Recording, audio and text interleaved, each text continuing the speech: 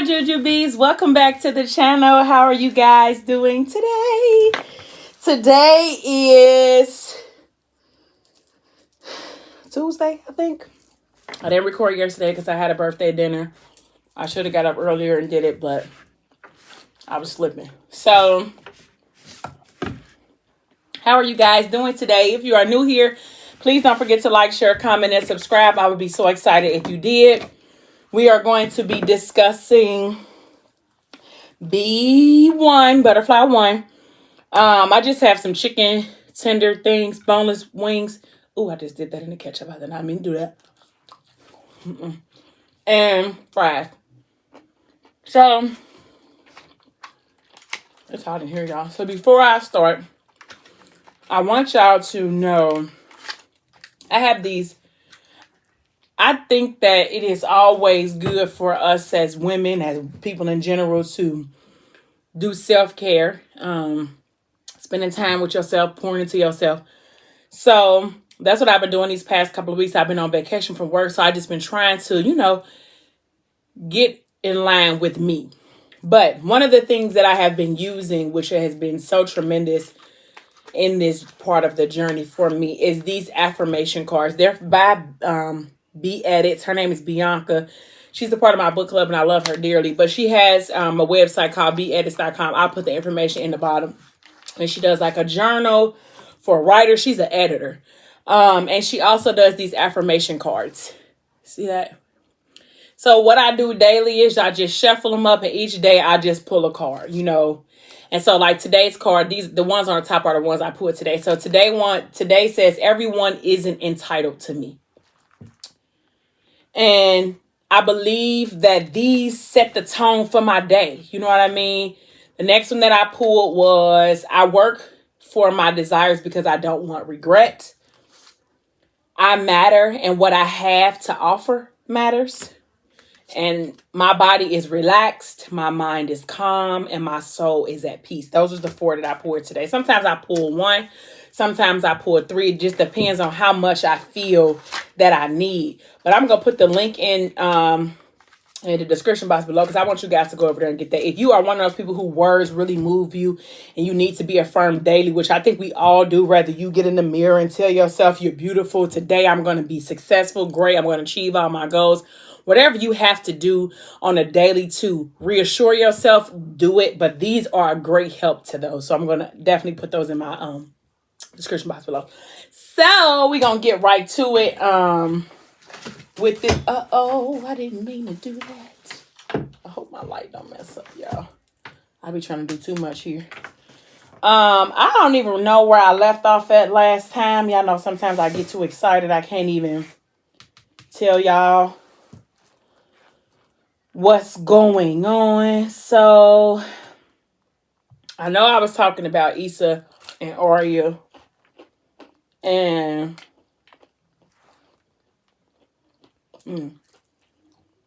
wrong book.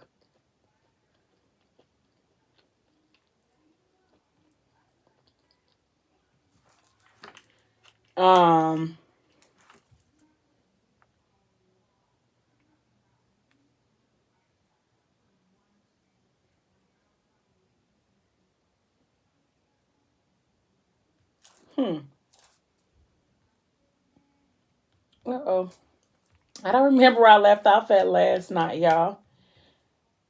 So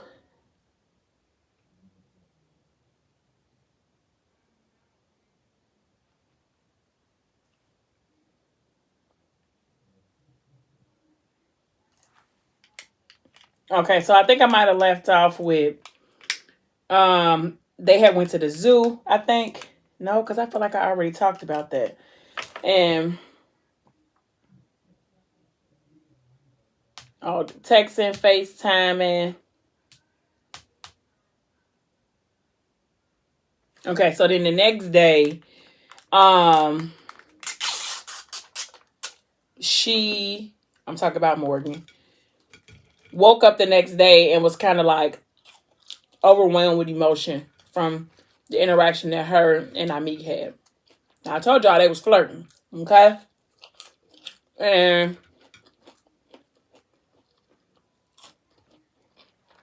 It's an ongoing debate in my book club about whether they right or wrong for this flirting. But so the next morning when her phone rang, she picked up the phone. I need to talk to you. Because she thought that it was Amit. But then on the other end of the line, the person said, I need to talk to you too, beautiful. I've been thinking about you all day. And Morgan, like, who? Like, it's just stupid Bash. Morgan don't like Bash either.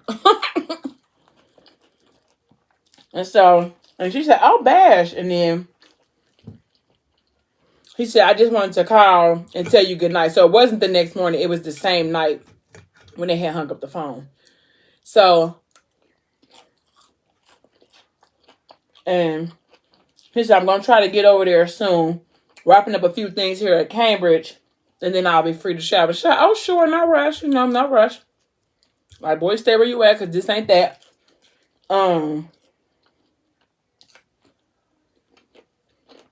So Bears basically came in like, whatever little butterflies you think you're getting, go ahead and get rid of them. Because you got me. The person that you butterflying for, you don't even have no room to do that. Because we got something.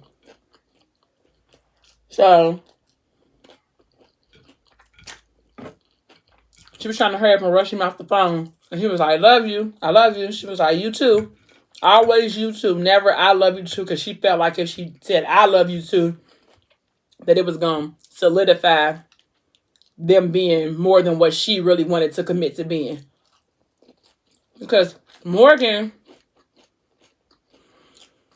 I don't really want to say that she used Bash, but she did in a sense. You know, she allowed herself to become wrapped up in something that she didn't even really want to do, all because she was running from a previous situation. It doesn't make it wrong. It doesn't make it right. She should have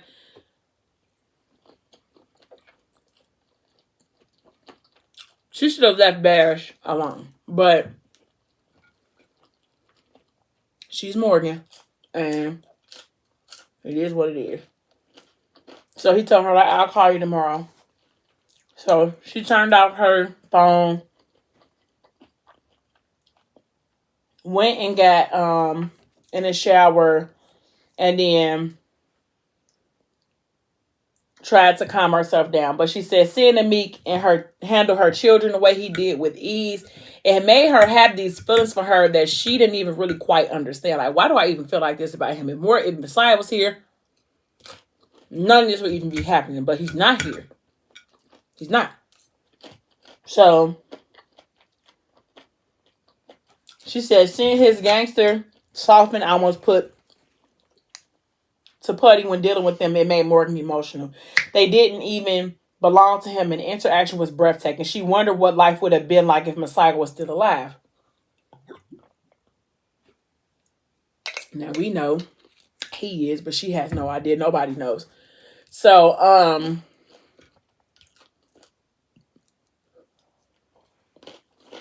if he was in the children's life, he damaged her. So she didn't know if he even had the capability of being a father because he was so damaged. She said she thought about it and she thought that he would be a good father, but after discovering everything that he had did to her and all of the things that built up to that devastating day on Blue's line, she wondered, like, maybe he wouldn't be, you know? So she said everything happens for a reason. If he was supposed to be here, he would be here. He's no good for me. He wanted to hurt me. God, how could he have wanted to hurt me when all I wanted to do was love him? And she said I was such a fool. So, she was watching TV, and then all of a sudden, I think, like, somebody knocked at the door. So she like, sorry, because that just hurt my teeth. Sorry, guys. So she looked out the peephole. It was Amit. So she said, so you think you don't need no permission no more to just pull up on me? Huh? He said, nah, I don't think so. I don't think that, Mo. And then he had like a food bag. And she said, did you handle your business? Livy, I think it was. He said, I wouldn't leave you to handle that, Morgan. I mean, you don't owe me no explanations. We're friends. I get it. You have a life. You have a woman, people who need you. He said, Morgan, am I with them or am I standing here in front of you right now with shrimp fried rice, extra egg, extra shrimp, but not only if the shrimp is deveined, otherwise make it veggie fried rice? Now, I love Amik, okay? Not like I love Messiah. But I'm sweet on him too sometimes. But I feel like he cheated. Like, the food orders and knowing what she liked. Like, you didn't really earn that. You only know that because you was around when she was dating Messiah. Some call it him paying attention. Yeah, it is. But you was there just like Messiah was there, so you kind of cheated. You didn't have to go the extra mile to get to know Morgan. You didn't have to go through the ups and downs with her or break up with her every 3 days because she mad at you because you forgot something. Like, you really are cheating. Like, I feel like you got a cheat sheet. Like, Messiah was your cheat sheet. But, okay. Anyway. And she said, how do you remember the crazy stuff about me? He was like, you ordered it every Friday night. We had pizza and you had Chinese. I remember, Morgan. Now you gonna let me in or what? So she stepped off to the side, let him in. They was eating. She said, we can watch Grey's in my room. It's already on. So she sat on the bed. He sat on the floor. And she tried to get some of his food. He like, gone. My shrimp got bangs, greedy ass. And she like, give me some, stingy. And so she like literally tried to wrestle him down for his shrimp, and he finally gave her one. And he talking about, here, man. So he gave her the food, held the shrimp up to her like this, like, here, you eat some. And I forgot to do a thumbnail. And so she ate it. So I'm sorry, I gotta do this thumbnail or I'm gonna forget. I'm gonna have to cover this up because I don't even have no more food.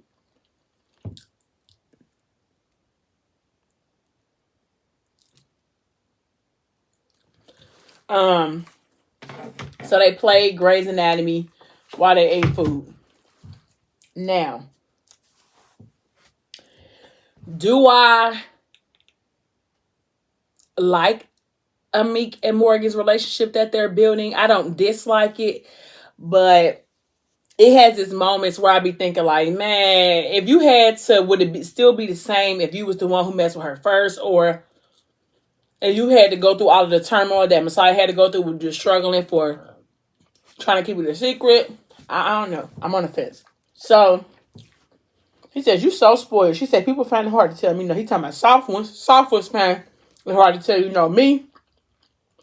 I'm going to tell you, as often. Just remember that. Just so you remember what it sounds like. She said, then why am I eating your food right now? He's like, because you a bully. Like, because you bullied me for my food.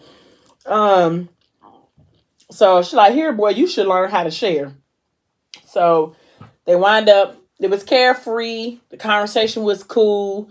It was just like friendship, like what friends would do, like a person being available for you, listening to you, hearing you out. Like, he allowed Morgan to just be Morgan after she's been the Fredericks Morgan for all these many years. So,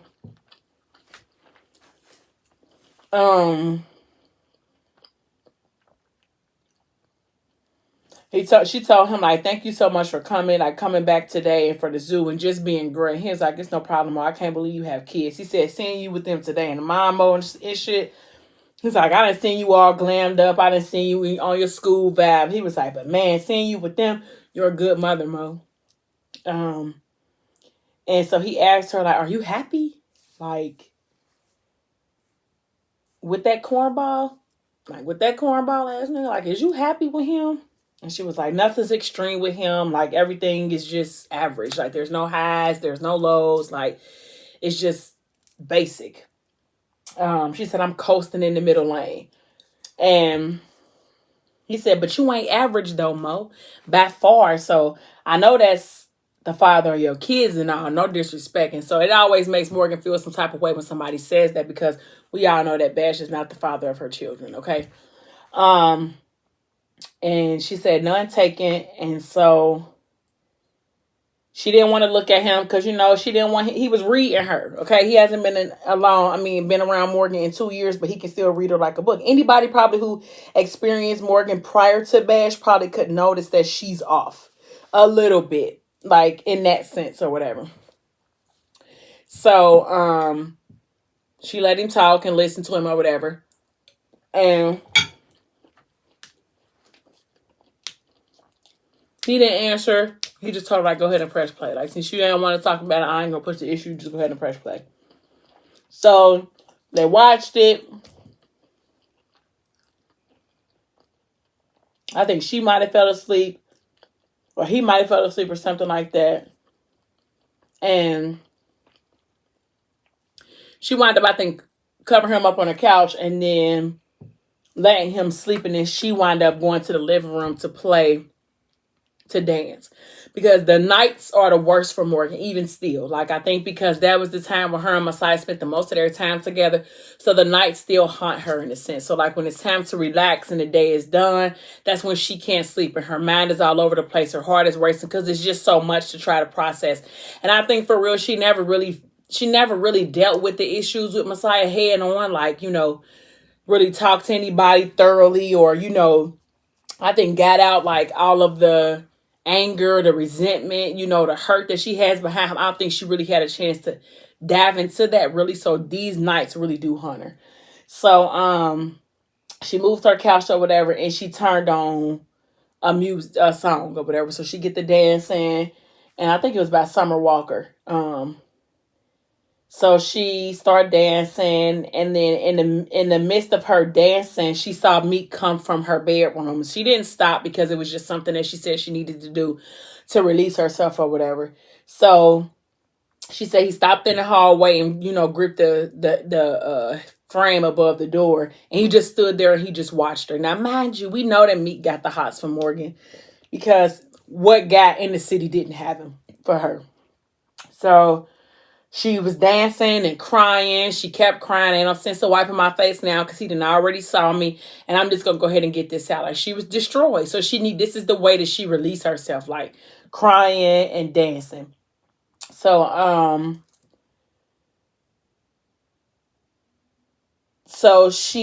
think she might have like crawled over there to him or whatever.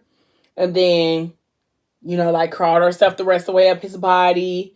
And was just kind of like, I would say, caught up in the moment, I guess. And so he looked down at her and he told like, Mo, I'm like, come on, we can't do this. And she like, don't say anything at me, just shh. And so he looked down at her, struggling to keep it friendly. Like, I'm going to keep my hands up here, because if I take my hands down low, it's going to turn into something different. And I just don't know if I really want to do that. And so she was putting her need in the atmosphere. I'm like, oh my God, like I want to indulge like she wants me to indulge, but it's wrong. It's not right. And so, but he was fighting her. They said he was fighting her urge because she didn't belong to him. And he said, yo, we can't. And she said, I know. And so she kind of like had her head against his shoulder. She was like clinging on his t-shirt. He was just standing there. But I don't really know what to do. So I think he might have like hugged her or whatever. And then she said she couldn't do this because guilt forced her eyes closed. Like, Meek was her friend. Meek was his friend, talking about Messiah. Like, but they shouldn't. But she was so lonely, and he was here, dripping in danger and aggression with a teaspoon of finesse. Like, God, Meek was a legend in the city, and the power, the authority, the influence it called to her. She was made by Hustler, bred by Hustler. There was no way that she wasn't supposed to be with one. It was in her DNA, like Raven Atkinson. And she said, Meek, I need you to walk away because I can't. You're making me feel something, and I don't want to feel this. I can't feel this. And then Morgan, he pinched her chin. Like, come on, lift your head up or whatever. And then she was like, Meek, no, Meek, please leave. He said, it's your word, Mo, I'm going to go. And so she nodded, like freaking out, like, oh my God, I can't cross the line. Like, why would I even ever think that it's okay to even do something like this? Like, this is the best friend of the man I was madly in love with, that I for real still love, but because I don't have him, I can't cling to him like that. And she said, you can't do this. Like, butterflies are bad. They dangerous. They break your heart. Like, just go ahead and stay clear of this and let him go ahead and leave. So, he went on ahead and left. And before he got a chance to get out of the way fully down the hallway, she stopped him at the doorway and said, Amik. And he turned around and she said, if we had met first, would you have broken me? Would you have torn my heart out of my chest? He said, I won't kick dirt on my nigga name. He loved you, Mo. I don't know what I would have done because it wasn't me. That was then. This is now. All I know is what I want to do now. Like, I ain't going to talk bad about my brother, but all I know is what I want to do now. She said, and what's that? And he said some shit I shouldn't even be thinking about, doing some foul shit, Mo. And she said, and what if I'm thinking about it too? Like, what if I've been walking around dead inside for the past 2 years, but with you, I feel alive.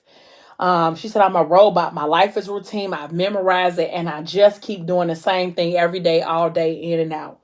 I feel you, and I hate it. I hate you for making me feel things I haven't felt since. And he said, look, Mo, you're vulnerable. He said, you looking for me to make you feel what you felt with Messiah, and I'm not him. She said, I know that. I don't want you to be him. He said, well, what do you want, Mo?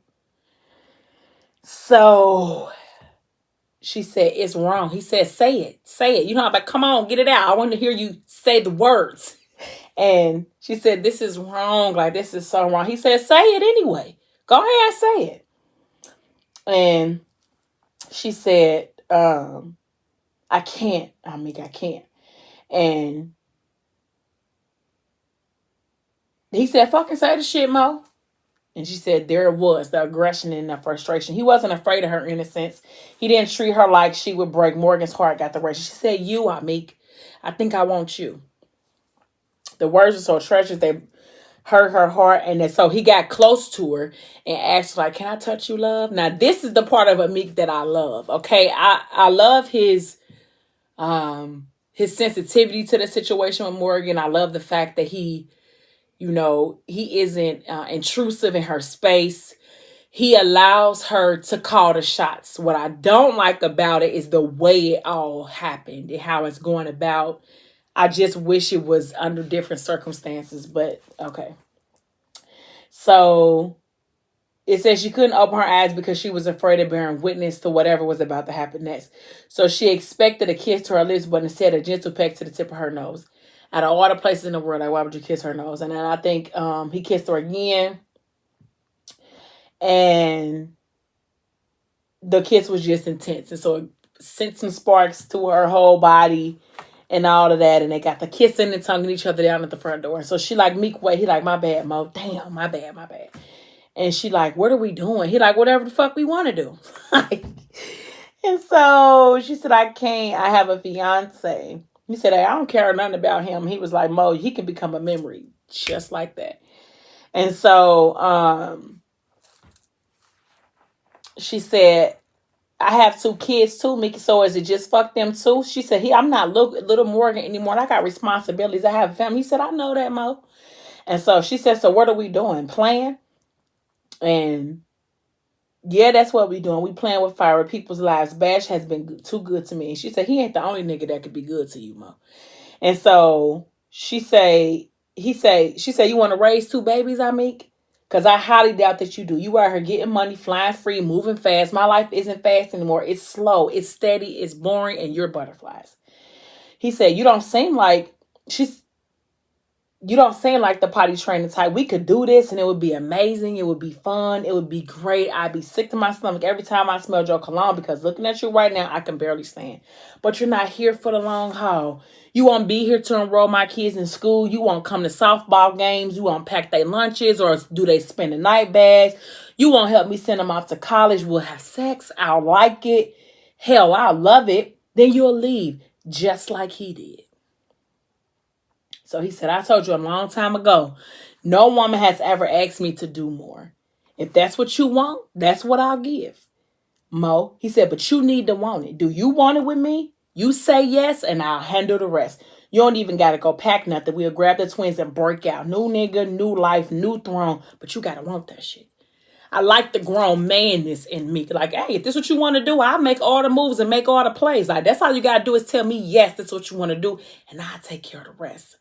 That's what I'm looking for. Like, what you want? Yeah, you want to do this? Boom, I got you. Somebody that's gonna support you and take you on. Like, that's the thing that assures a woman. Like, yeah, I'm gonna say yes, but what you gonna do? You gonna show up for me? You gonna show up for me, Meek? And he like, yeah, I am, but you gotta want it. So she said, is that what you want? You say it like it's so easy, like our common denominator is the Messiah. And like, this isn't wrong. You want me since when? And he said, since for fucking ever, Morgan. And she said he trusted you though. Like, you was his best friend. He said you was his girl. But before you was his girl, you were the girl. The one that every nigga in the hood wanted. Like, you was he said you thought people didn't speak to you was because you was deaf. It's because everybody was trying to get their weight up so that they could even approach you. It just so happened I wasn't ready. I needed to boss up a little bit. But it's always been you. And she was like, Meek, like, he said, I know. He said, I know. I'm a breakout. And he told her, take care of yourself. I'm gonna lock the door behind me. And so when he left, she was like sad. You know, her emotions were all over the place. She tried to tell herself, she tried to tell herself, like, you can't have him. You cannot have him. And so that was like the scene. So that was the beginning of Meek and Morgan's forbidden affair. But do we know if they're gonna go any further? Is that just gonna be that one encounter? Like, are they gonna continue throughout the book? You just gotta stick around to see. But I'm gonna go ahead and stop right there. That was only one chapter. That's crazy, ain't it?